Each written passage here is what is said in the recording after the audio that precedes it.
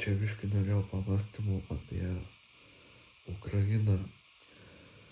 Ir, pavyzdžiui, tarkime, yra protingos tautos ir dvasingos tautos. Pavyzdžiui, kai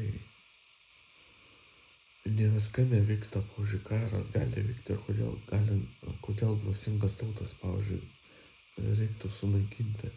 Tarkim, jeigu įsiviešpatauja blogis, kad ir Europos Sąjungoje arba Amerikoje, ir tada slaptai gali vykti satanizmas, sielų vagystės, visokie ten apsėdimai ir kiti blogi dalykai, tarkim.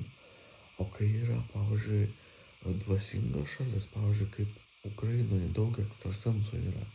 Ir, pavyzdžiui, tada daug gali nuskaityti informacijos ir, pavyzdžiui, juodas popiežius pas tavęs neteis, pavyzdžiui, valdyti.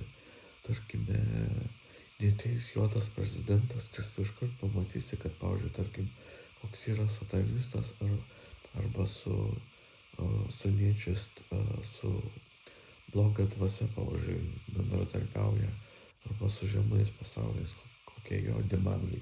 Pavyzdžiui, tau iškart užkerta kelią blogiem dalykam ir, pavyzdžiui, ne veltui gali būti, kad, pavyzdžiui, nori blogiečiai, tarkim, iš dvasinės perspektyvos sunaikinti, pavyzdžiui, dvasingesnės šalis, pavyzdžiui, tarkime, arba ten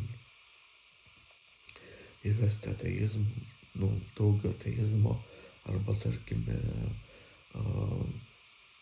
ten papirkti, padaryti iš, pavyzdžiui, religijos satanizmą kažkokį tai, ten pusę kunigų, ten kokių pusė infiltruojasi, tarkim, iluminatai, kokie pusė ten vėl palieka neaiškus, kas aišku, kai Biblija yra, tai dar palieka, kad žmonės išsiskirsto ir išeina iš bažnyčių, nebepasitikė ir negerbė. Tai va tas ir yra.